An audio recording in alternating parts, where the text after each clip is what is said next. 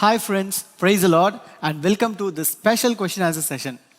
நம்ம வாரந்தோறும் பார்த்தீங்கன்னா நிறைய கேள்விகளுக்கு, அதுவும் யங் பீப்புளோட ப்ராக்டிக்கலான கேள்விகளுக்கு நம்ம அண்ணங்கிட்ட நிறைய கேள்விகள் கேட்டு நிறைய விளக்கத்தை நம்ம பெற்றுக்கொள்கிறோம்.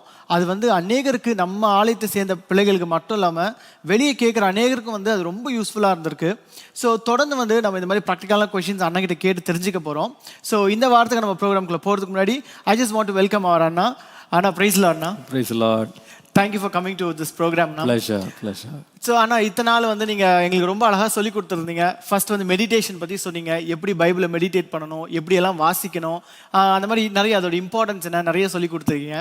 அதே போல் லாஸ்ட் எபிசோடில் பார்த்தீங்கன்னா நீங்கள் ப்ரே பண்ணுறதை பற்றி, எப்படி ஜெபிக்கணும், என்னென்னதான் அதில் ஃபாலோ பண்ணணும் அப்படின்ட்டு ப்ரேயரை பற்றி நிறைய சொல்லி கொடுத்துருந்தீங்க. நம்ம யங் பீப்புள் ரொம்பவே அது மூலமாக பெனிஃபிட் ஆயிருக்காங்கண்ணா.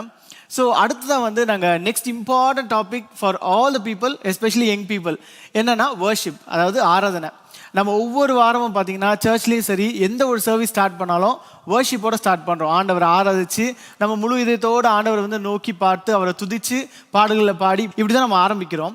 இது அவ்வளோ அவசியமா? What is importance of worship in the life of an young man? ஆண்டவருடைய பிள்ளைகள் ஆராதிக்கிறது ரொம்ப ரொம்ப முக்கியம். ஏனென்றால் நம்மளை ஆண்டவர் ரட்சித்ததே எதுக்குன்னா ஆராதிக்கிறக்காக தான். இந்த ஜனத்தை நான் எனக்கென்று ஏற்படுத்தினேன், இவர்களின் துதியை சொல்லி வருவார்கள் அப்படின்னு சொல்லி நம்ம வாசிக்கிறோம். இஸ்ரவேல் ஜனங்களை பழைய ஏற்பாட்டில் ஆண்டவர் அந்த எகிப்திலிருந்து விடுதலையாக்கி அவங்கள ஆண்டவர் கொண்டு போவேன் அப்படின்னு சொல்லி அந்த ப்ராமிஸ் கொடுத்து அவங்கள டெலிவர் பண்ணதுக்கே ஒரு மெயின் பர்பஸே என்னன்னு சொன்னால், என்னுடைய ஜனங்களை என்னை ஆராதிக்கும்படி அவர்களை போக விடு அப்படின்னு சொல்லி தான் பார்வோன்ட்ட மோசே பேசும்படி ஆண்டவர் சொல்லி அனுப்புகிறாரு. அதே போல் நம்ம வாசிக்கும் போது, கர்த்தரால் மீட்கப்பட்டவர்கள் ஆனந்த களிப்புடன் பாடி அவர்கள் சீயோனுக்கு திரும்பி வருவார்கள், நித்திய மகிழ்ச்சி அவர்கள் தலையின் மேல் இருக்கும், சஞ்சலமும் தவிப்பும் என்ன செய்யும்னா அவர்களை விட்டு ஓடி போகும் அப்படின்னு சொல்லி வாசிக்கிறோம். அப்போது ஆண்டவர் நம்மளை ரட்சித்ததே எதுக்குன்னு சொன்னால் டு வர்ஷிப். ஏன்னா பரலோகத்தில் 24 மணி நேரம் அங்கே நடக்கிறது ஆராதனை தான். அவரை துதிக்கிற துதி தான் அங்கே ஏறெடுக்கப்படுது. நாம் பரலோகத்துக்கு போகும்போது நமக்கு இருக்கிற ஒரே வேலை ஆண்டவரை ஆராதிக்கிறது தான். 24 மூப்பர்கள் அவங்க சிங்காசனங்களை விட்டு இறங்கி தேவனுக்கு முன்பாக முகங்குப்புற ஆராதிக்கிற காட்சிகளை வெளிப்படுத்தல் நம்ம படிக்கிறோம்.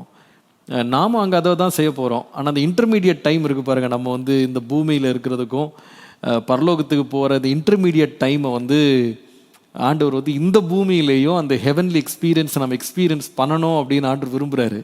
That is why worship in this world is very important. அதனால தான் அது ரொம்ப முக்கியமானது நான் நினைக்கிறேன். ஸோ வர்ஷிப் ரொம்ப இம்பார்ட்டன்ட் சொல்லியிருக்கீங்க.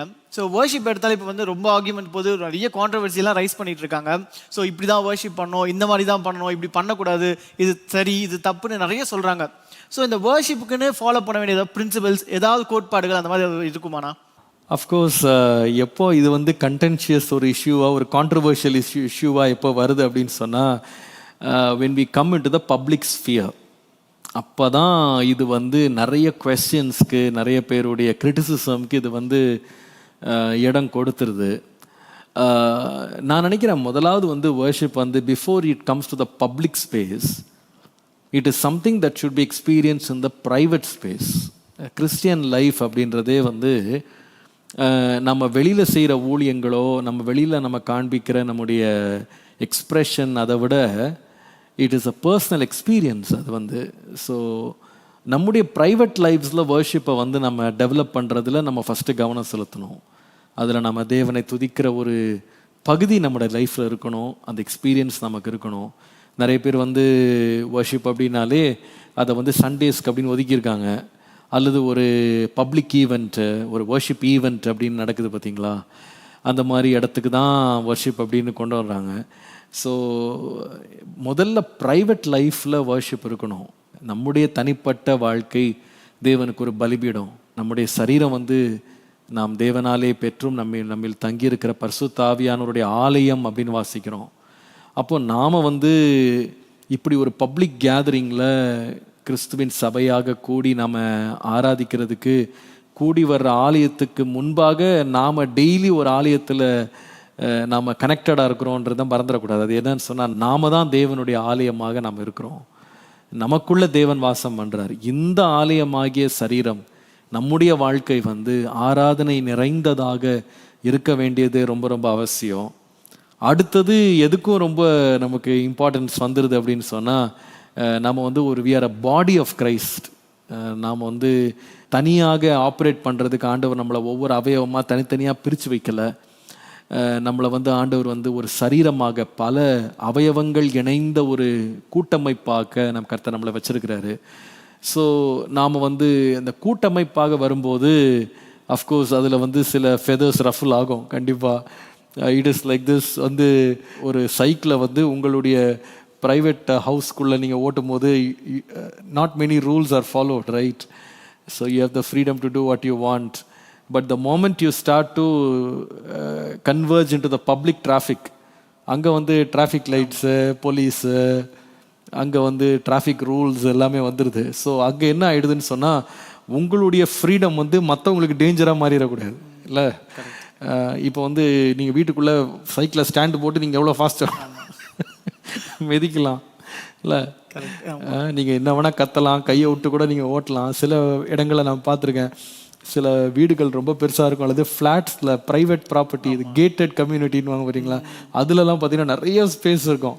அப்போது அதில் ரைட்டில் லெஃப்டில் கண்ணா முன்னாடி வண்டி ஓட்டுறவங்கள நீங்கள் பார்க்கலாம். என் பையனை கூட நான் என்ன பண்ணுவேன்னா, அந்த நம்ம சர்ச் லேண்டுக்கு எப்பயாவது ஒரு முறை கூட்டுப்பாங்க, ஒரு சைக்கிள் வாங்கி வச்சுருக்கேன் அவனுக்கு. நான் வீட்டு பக்கத்தில் ஓட்ட முடியாது. ஸோ அக்கேஷ்னலாக அங்கே போகும்போது பார்த்தீங்கன்னா he has so much of fun. Cycle அந்த ரோட்டில் ஒரு சைடில் வண்டி ஓடாது, லெஃப்ட்டு ரைட்டு, திடீர்னு நிறுத்துவான், திடீர்னு ஸ்பீட் எடுப்பான். So is like left to himself. ஆனால் அதை ரோட்டில் செய்ய முடியாதுல்ல, ஏன்னா other people are following you, other people are coming ahead of you. அப்போ lot of rules has to play. So அங்கே தான் இந்த கான்ட்ரவர்சிஸ் உருவாகுது பேசிக்கலாக. Because somebody is offended. யாராவது ஒருத்தருக்கு அது இடரலாக மாறிடுது. சில பேர் சொல்லுவாங்க, I am very natural, I am very open, this is my personality அப்படின்னு சொல்லுவாங்க.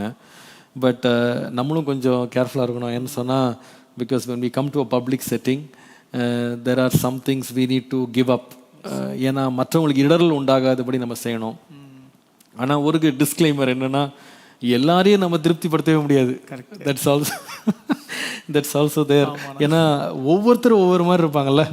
சில பேர் ரொம்ப ட்ரெடிஷ்னலான செட்டிங்லேருந்து வருவாங்க. அவங்களுக்கு எது பண்ணாலுமே கொஞ்சம் இமோஷனே அவங்களுக்கு என்ன ஆயிரும்னா, தி ஜஸ்ட் கெட் புட் ஆஃப் இல்லை. கொஞ்சம் லவுட் மியூசிக்கே அவங்களுக்கு அவ்வளோதான். இப்போ நம்ம சர்ச்சில் நம்ம நிறைய பேர் சொல்கிறத கேட்டிருக்கேன், இங்கே ஒரு மாதிரி மாடரேட்டாக இருக்குண்ணே அப்படின்னு சொல்லுவாங்க. சவுண்டெல்லாம் நான் என்கிட்ட ஆடியோ இன்ஜினியர்ஸ் சொல்லியிருக்காங்க வெளியே மீட்டிங்ஸ்லாம் போகும்போது, பிரதர் எல்லாருமே வால்யூம் ஏற்றுங்கன்னு சொல்லுவாங்க, நீங்கள் தான் வால்யூம் குறைங்கன்னு சொல்கிறீங்க அப்படின்னு சொல்லுவாங்க. So we are having a moderate level, sound லெவல்ஸ்லாம் மாடரேட்டாக இருக்கும், ரொம்ப தம்பி மியூசிக் இருக்காது. பட் இதுவே சிலருக்கு எப்படி இருக்குன்னா அஃபென்ஸாக இருக்குது. புதுசாக வர விசிட்டர்ஸ் எஸ்பெஷலாக ரொம்ப ட்ரெடிஷ்னல் பேக்ரவுண்ட்ஸில் கோரல் சிங்கிங், அதாவது அக்கஸ்டிக் வர்ஷிப்னு சொல்லுவாங்கள்ல, எலக்ட்ரானிக் இன்ஸ்ட்ருமெண்ட்ஸே இல்லாமல் வர்ஷிப் பண்ணுற இடம், அதாவது இன்ஸ்டன்ட் எக்ஸ்ப்ரெஷன்ஸ் இல்லாமல் ஒரு மாதிரி ரொம்ப ட்ரெடிஷ்னலாக வர்ஷிப் பண்ணுற பேக்ரவுண்ட்ஸ் வர்றவங்களுக்கு இந்த மாடரேட் ஃபார்ம் ஆஃப் வர்ஷிப்னு சொல்கிறதே சில தடவை offence ஆகிடுதில்ல. sometimes it can really, but என்னன்னு சொல்கிறேன்னா, everyone cannot satisfy everybody, but still there's a place where we can all find common ground. Correct. And worship God. இல்லை, அது ரொம்ப முக்கியம் நினைக்கிறேன். ஸோ அதனால தான் நான் நினைக்கிறேன் இந்த கன்டென்ஷன்ஸ் நிறைய இடம் கான்ட்ரவர்சிஸ்லாம் உருவாயிடுது, which is very sad actually. But நம்மளும் கொஞ்சம் மெச்சூர் ஆகணும் இதில். we need to know when I come to the corporate worship setting, when I come to a public setting, I am also accountable to others. I need to respect the feelings of others and not take it very personally. இல்லை, இப்போ சில பேர் வண்டி ஓட்டும்போது கூட பார்த்துருக்கீங்களா, என் வண்டி நான் எப்படி வேணால் ஓட்டுவேன், நீ என்ன கேட்குறது, அப்படி you can do it inside your house. But once you come to the road, you need to be mindful of the people following you. இல்லை, அதில் we need to strike a balance and it is very important. அதாவது நீங்கள் பர்சனல்னு சொன்னீங்க, public setting சொன்னீங்க. இப்போ இதில் என்னென்னா வர்ஷிப்னு வரும்போது இதில் நம்ம ஃபாலோ பண்ண வேண்டிய விஷயங்கள் ஏதாவது இருக்கா? ஸோ இந்த மாதிரி தான் ரூல்ஸ் இருக்குது, ஸோ இதெல்லாம் நம்ம கடைப்பிடிக்கணும், இல்லை என்ன நீட் இருக்குது வர்ஷிப்பில், என்னென்ன தேவைப்படும்? ஓகே, ஸோ அது பேசிக்கலாக நான் நினைக்கிறேன் இந்த பப்ளிக் செட்டிங்க்கும் ப்ரைவேட் செட்டிங்க்கும் ஆராதிக்கப்படுகிறவர் ஒரே தேவன் தான். அவர் ஜீவனுள்ளவர், நமக்காக மரித்து உயிரோடு எழுப்பின இரட்சகராக இயேசு கிறிஸ்துவுக்கு முன்பாக தான் நம்ம கால்கள் முடங்கணும், நம்முடைய நாவு அறிக்கை செய்யணும். அதில் வந்து நோ டிஃப்ரென்ஸ். அது பப்ளிக்காக இருந்தாலும் சரி, ப்ரைவேட்டாக இருந்தாலும் சரி, we worship the King of Kings and the Lord of Lords, Jesus Christ our Lord. ஆனால் இதில் வந்து ரெண்டுக்குமே வந்து காமன் டினாமினேட்டர் என்னன்னு கேட்டால், there are two spheres of worship which I have come to understand with my very small experience. The first sphere of worship is called the internal sphere of worship, and the second one is called the external sphere of worship. அதாவது ஆராதனையில் ரெண்டு பகுதிகள் இருக்கு. ஒன்று உள்ளரங்கமான பகுதி, இன்னொன்று வெளியரங்கமான பகுதி. So உள்ளரங்கமான பகுதி அப்படின்னு வரும்போது வந்து இது வந்து it applies both to the private and the public setting of worship. அதில் வந்து மாற்றமே கிடையாது. அதாவது உள்ளரங்கமான பகுதி அப்படின்னு சொல்லும்போது எப்படிப்பட்ட பகுதின்னு சொன்னால், தாவீது சொல்லும் பொழுது நாம் வந்து பரிசுத்த அலங்காரத்துடனே கர்த்தரை தொழுது கொள்வோமாக அப்படின்னு சொல்வார். ரட்சிக்கப்பட்ட ஜனங்கள் வந்து கர்த்தரை ஆராதிக்கிறது. அப்போ நீங்கள் பப்ளிக்கில் வந்தாலும் சரி, வீட்டில் ப்ரைவேட்டாக இருந்தாலும் சரி, நம்ம பரிசுத்த கரங்களை உயர்த்தி ஆராதிக்கணும். பரிசுத்த அலங்காரத்தோடு நம்ம தேவனை தொழுது கொள்ளணும். தேவனை பயபக்தியுடன் நம்ம தொழுது கொள்ளணும். தேவனுக்கு முன்பாக நாம் வந்து நம்மை தாழ்த்தி நம்ம தொழுது கொள்ளணும். தேவனை மகிழ்ச்சியோடு நம்ம தொழுது கொள்ளணும். இதெல்லாம் வந்து உள்ளே இருக்கிற காரியம். இதில் வந்து மாற்றமே கிடையாது. சிலர் என்ன பண்ணுவாங்கன்னா, அந்த வர்ஷிப் அப்படின்னும் போது வெளியில் வரும்போது தான் அவங்க வந்து ஆக்சுவலாக வர்ஷிப்பே பண்ணுறாங்க. ப்ரைவேட் லைஃப்பில் வர்ஷிப்பே இல்லை. அவங்களுடைய தனிப்பட்ட அறைகளில் வர்ஷிப் இல்லை. அப்பா கூட சொல்கிறத நான் கேட்டிருக்கேன். சில பேர் வந்து மேடைக்கு வந்தால் தான் வர்ஷிப் பண்ணுறாங்க, வீடுகளில் தனியாக அவங்க ஆராதிக்கிறதே இல்லை. அப்படி இருக்கக்கூடாது. நம்ம ஒரு நன்றி உள்ள உணர்வோடு நம்ம இந்த தேங்க்ஃபுல் ஹார்ட் நமக்குள்ளே எல்லா இடத்துலையும் இருக்கணும். இது வந்து காமன் டினாமினேட்டர். நீங்கள் பப்ளிக் வர்ஷிப்போ ப்ரைவேட் வர்ஷிப்போ அதில் டிஃப்ரென்ஸே கிடையாது. தேங்க்ஃபுல்னஸ் கண்டிப்பாக இருக்கணும். நம்ம வந்து தேவனுக்கு முன்பாக நம்மளை முழுவதுமாக தாழ்த்தி ஆராதிக்கிற ஆராதனைன்றது எந்த இடத்துக்கு போனாலும் இருக்கணும். பரிசுத்தத்தோடு தேவனை நம்ம தொழுது கொள்ளணும். ஸோ இதெல்லாம் வந்து காமன் டினாமினேட்டர். பட் வந்து when you come to the public sphere வந்து there are some extras which we need to be very considerate. அது எப்படின்னு சொன்னால், இப்போ வீட்டுக்குள்ளே இருக்கும்போது we wear casual clothes, is it not? clothes எல்லாம் ஒன்று தான். பட் வீட்டுக்குள்ளே இருக்கும்போது we have our casual wearல அந்த வேர் போடுறதுல ஒன்றும் தப்பு இல்லை. பட் அது எப்போ தப்பாக மாறும் அப்படின்னா, when an external person comes and looks at you, நம்ம என்ன பண்ணுவோம்னா, நிறைய பேர் ஒரு கெஸ்ட் வந்தோடனே என்ன பண்ணுவோம்னா, அது வேறு தான், பட் வெயிட் பண்ணுங்கன்னு சொல்லி உள்ளே போய் என்ன பண்ணுவோம்னா சேஞ்ச் பண்ணிட்டு வருவோம். பேசிக்கலாக என்னன்னு சொன்னால், we feel that is not appropriate. நான் தனியாக இருக்கும்போது what ever I want, you know, I can do it. I am not accountable to any one. ஆனால் நான் ஒரு விசிட்டர் வந்துட்டாங்க, நான் வந்து என்னையும் நான் ரெஸ்பெக்ட் பண்ணிக்கணும், அவங்களையும் ரெஸ்பெக்ட் பண்ணணும். ஒரு டீசென்சி அண்ட் டெக்கரம் மெயின்டைன் பண்ணுறதுக்காக நான் வந்து எப்படி ட்ரெஸ்ஸை மாற்றணும். அதே போல் வர்ஷிப் செட்டிங்லேயும் I am not saying we have to become hypocritical. நம்ம வந்து மாய்மாலமாக மாறணும் நான் சொல்லலை. For the overall good of every one இல்லை. இப்போ உதாரணமாக இப்போ சில தடவை நம்ம சர்ச்சில் நீங்கள் பார்த்தீங்கன்னா, there is sometimes it happens, not every time, sometimes it happens. எப்படின்னு சொன்னால், வீடுகளில் இருக்கும்போது நம்ம வந்து உதாரணமாக if you have a 12x12 room and it is totally எம்டின்னு வச்சுடுங்களேன், நீங்கள் என்ன பண்ணலான்னா, அந்த வர்ஷிப்பில் வந்து if you have a worship music நீங்கள் போட்டு ஃபுல்லாக வர்ஷிப்பில் நீங்கள் நல்லா சோக் ஆகிட்டீங்க அப்படின்னும் போது, you can roll on the floor, you can run around the room, இல்லை you can jump, you can wave your hands, you can become really in frenzy. It's not going to affect anybody. But ஒரு 500 பேர் இருக்கிற ஒரு இடத்துல if you start rolling on the floor, okay, and you start using your hands in frenzy and you start shrieking with a loud voice, it's going to put off a lot of people. அது நிறைய பேருக்கு வந்து ப்ராப்ளமாக இருக்கும். So அந்த மாதிரி setting வரும்போது வந்து நம்ம வந்து அந்த அந்த இடத்துல வந்து because we want to respect the privacy and the comfort of others, அதுக்கு வந்து நாம் வந்து we play with a different rule. So controversies பேசிக்கலாக நான் என்ன நினைக்கிறேன்னா, இந்த 2 இடம் வருது பாருங்கள், அங்கே தான் அந்த கான்ட்ரவர்சி வருது. பட் நான் சொன்னது போல் அந்த பப்ளிக் அண்ட் ப்ரைவேட் செட்டிங்கில் the basic rules are the same. You need to be saved, you need to be thankful, you need to be filled with the Holy Spirit, you need to be holy. இது வந்து நம்முடைய பேசிக் டினாமினேட்டராக இருக்குமானா அந்த worship ரொம்ப மீனிங்ஃபுல்லாக இருக்கும்ன்றதுல சந்தேகமே இல்லை. So மீனிங்ஃபுல்லான worship என்னன்னு சொன்னீங்க. ஸோ அந்த வர்ஷிப்க்கு தேவையானது இப்போ as young people, so worship எப்படி பண்ணணும், என்னென்னலாம் தேவை, எப்படி பண்ணலாம் அப்படின்ட்டு ஏதாவது ஒரு set rules or something you can help out. சரி, நான் வந்து என்ன பண்ணுறேன்னா, I will try to balance between these two. ஏதாவது பேசிக்கலாக பப்ளிக் வர்ஷிப், ப்ரைவேட் வர்ஷிப் ரெண்டையும் நான் ஓரளவுக்கு பேலன்ஸ் பண்ணி கொண்டு போகிறேன். ஐ am not an expert in this to be very honest. But எனக்கு தெரிஞ்ச எக்ஸ்பீரியன்ஸில் நான் வளர்ந்து வந்து நிறைய பேருக்கு டீச் பண்ணி என்னுடைய ப்ரைவேட் லைஃப்பில் நான் வந்து எக்ஸ்பீரியன்ஸ் பண்ணுற சில காரியங்களை உங்களுக்கு நான் ஷேர் பண்ணுறேன். ரொம்ப வருஷத்துக்கு முன்னாடி நம்ம யூத் மீட்டிங்கில் ரொம்ப வருஷம் இருக்கும். அப்போ வந்து somebody asked me this question. அப்போ வந்து it was like a worship revolution மாதிரி, ரொம்ப big time worship was like picking up. இப்போ நிறைய பேர் என்கிட்ட கேள்வி கேட்க ஆரம்பிச்சாங்க, எஸ்பெஷலாக யங் பீப்புள் கேட்டாங்கன்னா, how do you define worship, how do you make sense of the new trends of worship, இதெல்லாம் பண்ணும்போது கிவ் அஸ் சம் கிளாரிட்டி அப்படின்னு கேட்டாங்க. அப்போ நான் ரொம்ப வருஷங்களுக்கு முன்பாக நான் பேசினதை வந்து ஐ just want to clean something and bring it out. So நான் அவங்களுக்கு ரொம்ப ஈஸியாக விளங்குறதுக்காக என்ன பண்ணேன்னா, WORSHIP இங்கிலீஷில் வர்ஷிப்க்கு இந்த we have the 7 letters in that word. அந்த 7 லெட்டருக்கும் ஒவ்வொரு மீனிங்கை நான் கொடுத்து நான் அதை எக்ஸ்பிளைன் பண்ணி அவங்களை அண்டர்ஸ்டாண்ட் பண்ண வச்சேன். ஸோ மேபி நான் அதுலேருந்து if I do it I think it will be useful to you. இன்றைக்கி நமக்கு எவ்வளோ டைம் இருக்குது தெரியல, but based on the time we have maybe will do 1 or 2 words, I don't know. மீதி உள்ளதை நம்ம வேணா வில் கண்டினியூ நெக்ஸ்ட். கண்டிப்பாக will try to continue and I hope உங்களுடைய கொஸ்டின்ஸையும் நீங்கள் வந்து அனுப்புங்க. And then we can handle some of them as well. All right. So, shall we go? Yes, no, sure. We're waiting for it. Okay. So, நம்ம first letterக்கு நம்ம போகலாம்.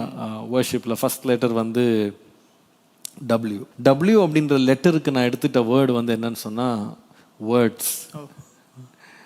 So worshipல வந்து words are a very important aspect in worship.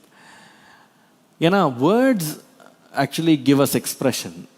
நம்ம வந்து மனுஷன் வந்து தன்னை எக்ஸ்ப்ரெஸ் பண்ணுறதுக்கு one of the most powerful areas வந்து என்னன்னு கேட்டால் அவனோட வேர்பல் எக்ஸ்ப்ரெஷன். ஏன்னா எந்த மிருகத்துக்கோ எந்த ஒரு லிவிங் பீயிங்க்கோ இல்லாத ஒரு திறமை வந்து கடவுள் மனுஷனுக்கு தான் கொடுத்தாரு. என்னன்னு சொன்னால் பேச்சு திறமை. No creature in this world can ever communicate its ideas using words. They only make noises or sounds. நம்ம மட்டும்தான் இன்டெலிஜென்ட் வேர்ட்ஸை யூஸ் பண்ணி ஒரே எக்ஸ்ப்ரெஷன் ஒரே இமோஷனை வந்து பலவிதமான வேர்ட்ஸ் மூலமாக நம்முடைய ஹார்ட்டில் உள்ள தாட்ஸ் இமோஷன்ஸை எக்ஸ்ப்ரெஸ் பண்ணக்கூடிய ஒரு பவர் வந்து இட்ஸ் இன் வேர்ட்ஸ். அது வந்து வர்ஷிப்பில் ரொம்ப ரொம்ப முக்கியம் இல்லை? அதனால தான் சங்கீதக்காரன் சொல்லும்போது அவர் சொல்லுவார், கர்த்தரை நான் எக்காலத்திலும் ஸ்தோத்திரிப்பேன், அவருடைய துதி எப்பொழுது என் வாயில இருக்கும் அப்படின்னு சொல்லுவார். அப்போ அவர் கர்த்தரை துதிக்கணும் அப்படின்னும் போது அது எங்க எக்ஸ்பிரஷனை பார்த்துச்சு அப்படின்னு கேட்டால் முதலாவது ஏரியாவை இன்ஃப்ளூயன்ஸ் பண்ணதுன்னா வேர்ட்ஸ். இந்த வார்த்தைகள் வந்து முக்கியம். ஏன்னா பைபிள் நம்ம ரொம்ப தெளிவாக வாசிக்கிறோம்ல, இருதயத்தின் நிறைவினால் வாய் பேசும். அப்போ அந்த வேர்ட்ஸ் வந்து ரொம்ப முக்கியம். நம்முடைய இருதயம் எப்படி இருக்கோ, நம்முடைய இருதயத்தினுடைய நன்றி, நம்முடைய இருதயத்தினுடைய ஏக்கம், நம்முடைய இருதயத்தில் இருக்கிற அன்பு, நம்முடைய இருதயத்தில் இருக்கிற வாஞ்சை, நம்முடைய இருதயத்தில் இருக்கிற தாகம், இது எல்லாத்தையும் எக்ஸ்பிரஸ் பண்ணுறதுக்கு ஆண்டவர் வந்து is given us the faculty of words. So அதை நம்ம வந்து கரெக்டாக யூஸ் பண்ண வேண்டியது அவசியம். So words are very important in worship. இந்த இம்பார்ட்டன்ஸ் ஆஃப் வர்ஷிப் சொல்லும்போது ஆண்டவர் நம்முடைய துதியின் சத்தத்தை வந்து கேட்குறாருன்னு சொல்லி வாசிக்கிறோம் இல்லை? காலையிலே நான் உம்மை நோக்கி கூப்பிடுவேன், என் சத்தத்தை நீர் கேட்டருளுவீர் அப்படின்னு வாசிக்கிறோம். அப்போ God is also listening to our words. So அதனால் வேர்ட்ஸ் வந்து very very important part in worship. So words ரொம்ப இம்பார்ட்டன்ட் சொல்கிறீங்க. ஸோ வேர்ட்ஸ்னால் எந்த மாதிரி வேர்ட்ஸ் நம்ம யூஸ் பண்ணலாம்? ஸோ எந்த வேர்ட்ஸ் வேணால் யூஸ் பண்ணலாமா? ஏன்னா ஒவ்வொரு லாங்குவேஜு லைக் அவங்களோட ஆக்சென்ட் எல்லாமே வேறு வேறு இருக்கும். ஸோ எந்த மாதிரி வேர்ட்ஸ் வேணால் யூஸ் பண்ணலாமா, இல்லை இதுக்குன்னு ஏதாவது ஒரு ரெஸ்ட்ரிக்ஷன்ஸ் இருக்கானா? வேர்ட்ஸ் வந்து என்ன வேணாலும் யூஸ் பண்ணலான்னு சொல்லி we cannot just give it as an open அரீனாவை நம்ம திறக்க முடியாது. ஏன்னா ஞானி சொல்லும்பொழுது அவர் சொல்லுவார், நீ பூமியில் இருக்கிற தேவன் வானத்தில் இருக்கிறாரு, அதனால உன் வார்த்தைகளெல்லாம் சுருக்கமாக இருப்பதாக அப்படின்னு சொல்லுவார்.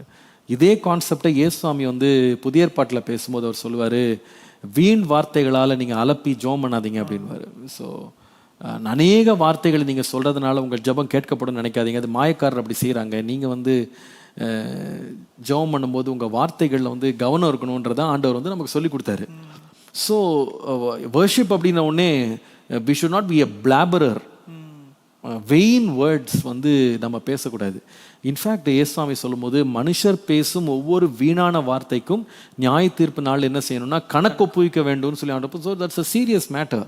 ஸோ நம்ம வந்து ஒரு மனுஷன் முன்னாடியே நம்ம வந்து ஒரு அதிகாரமும் ஸ்ட்ராங் பர்சன் கிரேட் பர்சன் முன்னாடி போகும்போது நம்ம என்ன பண்ணுறோன்னா ரொம்ப யோசித்து பேசுகிறோம் இல்லை.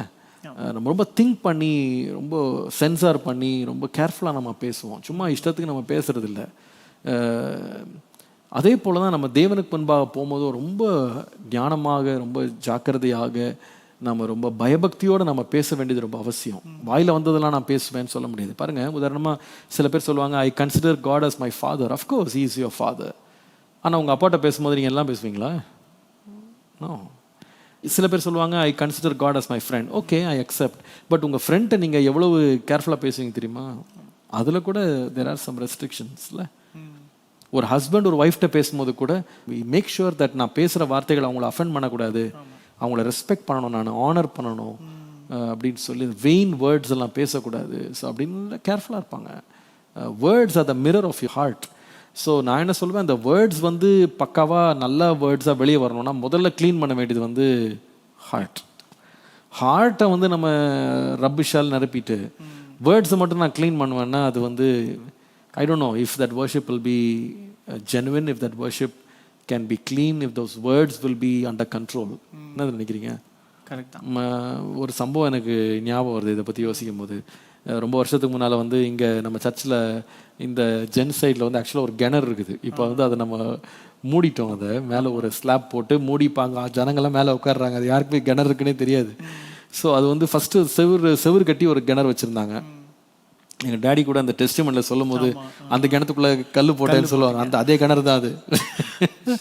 ஸோ அந்த கிணறு வந்து ஒரு முறை என்ன பண்ணாங்கன்னா, அந்த ஃபஸ்ட்டு அந்த மேலே இருக்கிற சுவரை உடைச்சாங்க.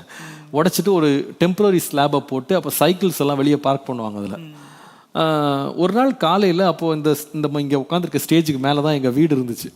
அப்போது காலையில் நாங்கள் எழும்பி பல் விளக்குறதுக்காக டேப்பை திறந்து வாயில் தண்ணியை ஊற்றினோம் பாருங்க, பயங்கரமான கசப்பு. ஸோ பிட்டர், எங்களால் நம்பவே முடியல, அவ்வளோ கசப்பு. அப்போ வீட்டில் போய் சொன்னோம், அந்த மாதிரி கசப்பாக இருக்குது அப்படின்னோடனே உடனே ஆள் அனுப்பி அவங்க என்ன பண்ணாங்கன்னா, மேலே டேங்கை போய் செக் பண்ணுங்க அப்படின்னாங்க.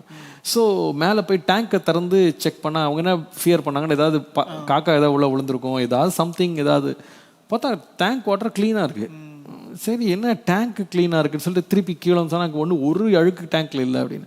சரி, அப்போ நான் உடனே அந்த டேப்பில் ஒரு ஃபில்டர் இருக்கும் பார்த்தீங்களா, அந்த ஃபில்டரில் ஏதாவது போய் அடைச்சிக்கிச்சா அப்படின்னு சொல்லி ஃபில்டரை கட்டி பார்த்தா அந்த ஃபில்டரில் ஒரு செடிமெண்ட்டு டஸ்ட் எதுவுமே இல்லை, நல்லா க்ளீனாக இருக்குது. ஆனால் கசப்புன்னா அவ்வளோ பிட்டர். இப்படி ஒவ்வொன்றா செக் பண்ணி கடைசியில் ஒருத்தர் சொன்னாங்க, கிணறுல ஏதாவது விழுந்திருக்கா பார்க்கலாம் அப்படின்னு. So we went to the well. அப்போது ஆளை கூட்டு வந்து அந்த இடுக்கி மாதிரி ஒன்று முன்னாடி வச்சுருப்பாங்க, அதை வச்சு உள்ளே விட்டு அப்படியே எடுப்பாங்க, ஏதாவது அழுக்கு இருக்கான்னு. ரொம்ப நேரம் தேடி என்ன எடுத்தாங்க தெரியுமா, உள்ளே வந்து ஒரு நல்ல பாம்பு விழுந்துட்டுருது.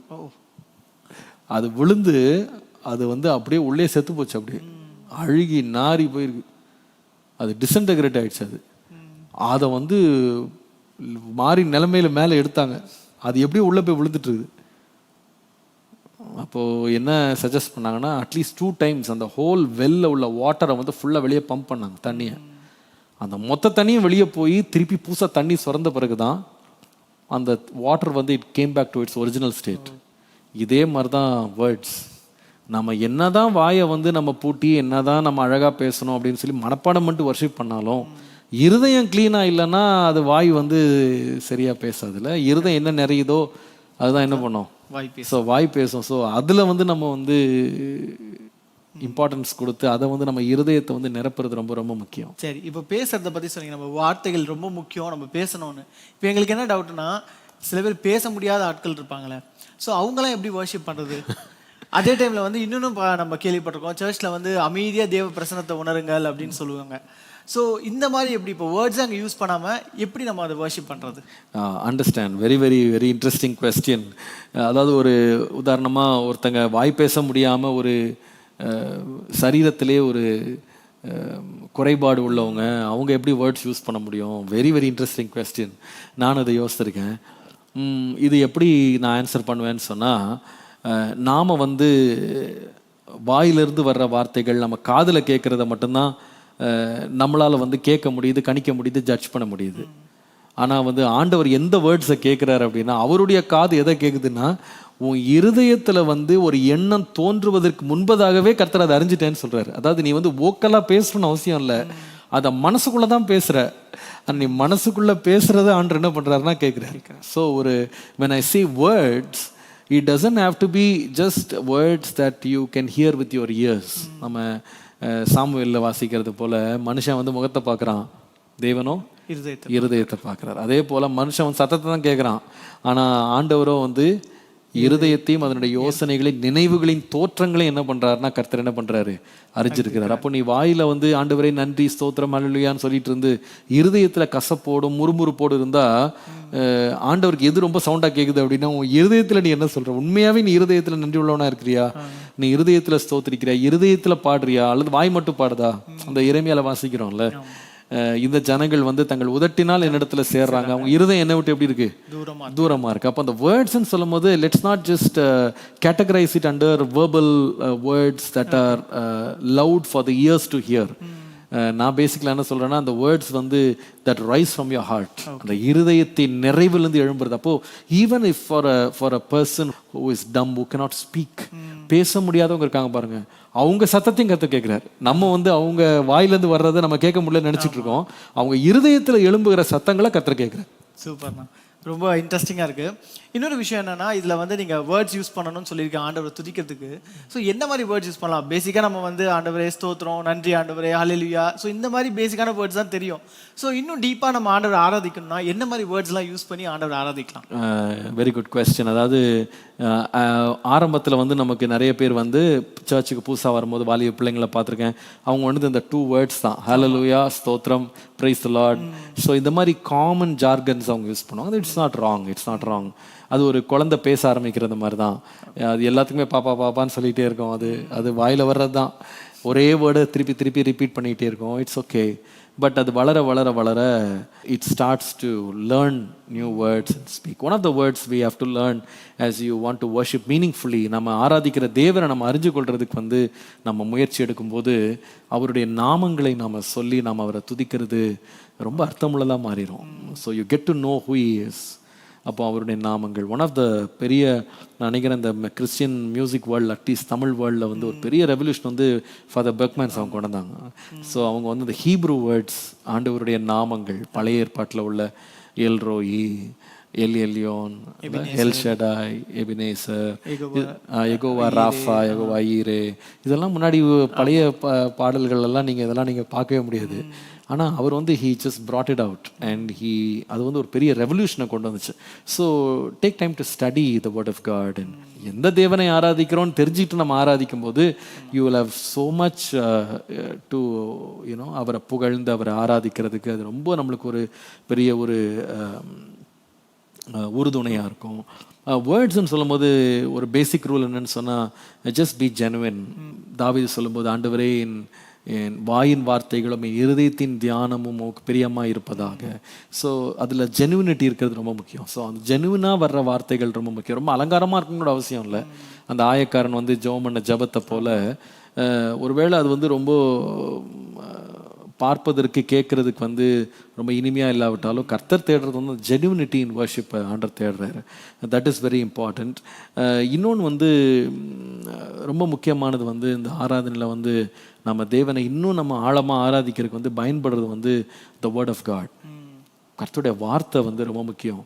நம்ம எவ்வளோ அதிகமாக கர்த்தருடைய வார்த்தையை நம்ம வாசிக்கிறோமோ தியானிக்கிறோமோ அது நம்முடைய ஆராதனைகளில் வெளிப்படும். நான் நினைக்கிறேன் இந்த தேவ வசனத்தை நம்ம வந்து தியானித்து நம்ம ஆராதிக்கும் போது we speak the language of God. இல்லை பட் நம்மோடு பேசின அதே லாங்குவேஜை நம்ம திருப்பி அவர்கிட்ட பேசும்போது I think it will please God a lot. And ரொம்ப பிரியப்படுவார். ஏன்னா நான் எழுதி கொடுத்த அதே வசனத்தை அதோடைய உள்வாங்கி அவன் வந்து என்னிடத்துல அந்த வாசனங்களை அவன் சொல்லி என்னை ஆராதிக்கிறான்னு சொல்லும்போது அது தேவனுக்கு ரொம்ப பிரியமாக இருக்கிறத நம்ம பார்க்குறோம். அதனால தான் நிறைய வேளையில் ஆண்டு வந்து பரலோகத்தில் இருக்க வர்ஷிப் கூட எக்ஸ்பிரஸ் பண்ணி ஆண்டு வந்து எக்ஸ்போஸ் பண்ணியிருக்கிறாரு. யோவான் மூலமாக நாம் பார்க்குறோம். இந்த மாதிரி சத்தத்தை நான் கேட்டேன். ஏசாயாவும் சொல்லுவார், நான் இந்த மாதிரி சேனைகளின் தேவனாய் கர்த்தர் பரிசுத்தர் பரிசுத்தர் பரிசுத்தர் அப்படின்னு துதிக்கிறத நான் வந்து கேட்டேன். பார்த்தேன். அப்போ ஏன் இதெல்லாம் ஆண்டவர் எக்ஸ்போஸ் பண்ணுறாருன்னா, this is the kind of worship I want. So இது எப்போ நம்ம வந்து அழகாக இதை நம்ம பயன்படுத்தி நம்ம வெளியே வர முடியும் அப்படின்னா, the more you are familiar with the word of God. ஆண்டவரை நல்லா வர்ஷிப் பண்ணணும் ஆசைப்படுற ஒவ்வொரு பிள்ளையும் வந்து பைபிள் நிறைய வாசி, வேதத்தில் அவரை பற்றி தெரிந்துக்கோ, நீ ஆராதிக்கிற தேவன் எப்படிப்பட்டவர், அவருடைய சுபாவங்களை, அவர் கேரக்டர் என்ன, அதை தெரிஞ்சுட்டு நம்ம ஆராதிக்கும் போது வந்து நம்ம தேவையில்லாத வேர்ட்ஸை நம்ம யூஸ் பண்ண வேண்டிய அவசியமே இல்லை. நம்ம மீனிங்லெஸ்ஸாக நம்ம வந்து அர்த்தமே இல்லாத வார்த்தைகளை உளர வேண்டிய அவசியம் இல்லை. நம்ம வந்து பவுல் சொன்னது போல் நான் ஆவியோடும் பாடுவேன் கருத்தோடும் பாடுவேன். அப்போ அந்த மாதிரி ஒரு மீனிங்ஃபுல் வர்ஷிப் வந்து ஆண்டருக்கு முன்னாடி எழும்புறதுக்கு கர்த்தருடைய வார்த்தை ஒரு பெரிய பேசிஸ் அப்படின்னு நான் நினைக்கிறேன். சரிங்கண்ணா, இப்போ வந்து வேர்ட்ஸ் ரொம்ப இம்பார்ட்டன்ட் சொல்லியிருக்கீங்க, எப்படி எப்படிலாம் வேர்ட்ஸ் யூஸ் பண்ணணும்னு. ஸோ அப்படின்னா நம்ம ஃபுல்லாக வேர்ட்ஸ் யூஸ் பண்ணிக்கிட்டே தான் இருக்கணுமா, இல்லை அமைதியாக தேவ பிரசனத்தை உணர்றது, அமைதியாக இருக்கிறது, அந்த மாதிரி ஒரு அனுபவம் இருக்கக்கூடாதா, எப்படி? Very nice question. அதாவது எப்படின்னா, வேர்ட்ஸ்ன்னு சொல்லும்போது நான் சொன்னேன் கர்த்தருடைய வார்த்தையை படித்து நம்ம வேர்ட்ஸ் யூஸ் பண்ணுறது. இன்னொன்று கூட இருக்குது, என்னென்னா அந்நிய பாஷைகளை பேசி கர்த்தரை துதிக்கிறது. ஏனென்றா அவங்க வந்து பெந்தைகோஸ்தே நாளில் பார்க்கும்போது, அப்போ வெளியில் இருக்கிறவங்களாம் வந்து என்ன பார்த்தாங்க, அந்த 120 தேசங்கள்லேருந்து வந்தவங்கலாம் என்ன பார்த்தாங்க அப்படின்னா, தேவனுடைய மகத்துவங்களை சொல்ல கேட்டார்கள்னு பார்க்குறோம். அப்போது பரிசுத்தாவியானவரால் நிறைந்து நாம் வந்து அந்நிய பாஷைகளை பேசி நாம் கர்த்தரை துதிக்கும் போதும் அது பரலோக பாஷையாக அது தேவனை துதிக்கிறது, தேவனுடைய மகத்துவங்களை வெளிப்படுத்துது அப்படின்றத விளங்கிக்கணும். அப்போது நீங்கள் வந்து வேதத்தில் உள்ள வசனங்கள், இருதயத்தின் நிறைவிலிருந்து வருகிற நன்றியுள்ள வார்த்தைகள், உண்மை உள்ள அர்த்தமுள்ள வார்த்தைகளை சொல்கிறது, அந்நிய பாஷைகளை பேசி நீங்கள் கர்த்தரை ஆராதிக்கிற இந்த அனுபவங்கள் ஒரு பக்கம் இருந்தாலும், நான் உங்களுக்கு ஏற்கனவே சொன்னது போல் நம்முடைய இருதயத்தில் உள்ள நினைவுகள், தோற்றங்கள், அதையும் ஆண்டவருடைய காது ரொம்ப தெளிவாக கேட்குதுன்றது மறந்துடாதீங்க. So there are times in worship, நிச்சயமாகவே நம்ம வேதத்திலே வாசிக்கிறோம், அவருக்கு முன்பாக அமைதியாக இருக்க கடவோம் அப்படின்னே கர்த்தருடைய வசனம் நமக்கு சொல்லுது. Let the whole earth be silent அப்படின்னு சொல்லி வாசிக்கிறோம். அந்த அமைதியும் ஒரு வர்ஷிப் தான் இல்லை, அமைதி கூட ஒரு வர்ஷிப் தான். அதான் சில வேளையில் நானே வர்ஷிப் நடத்தும் போதே நான் பார்த்துருக்கேன், சில வேளையில் the Holy Spirit will lead us, அப்படியே கம்ப்ளீட் சைலன்ஸ், யாரும் எதுவும் பேசாமல் அப்படியே ஒரு அமைதிக்கு நான் கொண்டு போயிடுவேன் ஃபுல்லாக. நிறைய வேளை என்னோடய பர்சனல் லைஃப்பில் நான் வந்து வர்ஷிப்பில் கூட நான் நல்லா பாடி கத்துற ஆராய்ச்சி, நான் வண்டிலாம் போகும்போது அப்படியே நான் ஆராய்ச்சிட்டு இருக்கும்போது சில ஒரு பனி போல் ஒரு அனுபவம், அது எப்படின்னு சொல்ல எக்ஸ்பிளைன் பண்ண முடியாது. பட் அந்த டைமில் வந்து you just become so silent and you just meditate on the goodness of God. தேவனுடைய மகத்துவங்கள் அப்படியே தியானம் பண்ணி டோட்டல் சைலன்ஸில் அப்படியே அவர் நம்முடைய எண்ணங்களை, சிந்தனைகளை, இருதயங்களை, யோசனைகளை, ஆலோசனைகளை அப்படியே அவரால் நிரப்பி அப்படியே சேச்சுரேட் ஆகிற மோமெண்ட் அப்படின்னு ஒன்று இருக்குது. அதில் என்ன பண்ணுறோன்னா, அது பேசிக்கலாக நம்மளோட வாயை நம்ம அடைச்சிடுறோம், பட் இருதயம் வந்து உள்ளே வந்து அப்படியே அக்கினி மாதிரி உள்ள அப்படியே பற்றி எரியுது. அது வந்து அந்த இருதயம் வந்து ஆண்டவரோட பேசி கொண்டிருக்கிறது. So silence is also a very much a part of worship.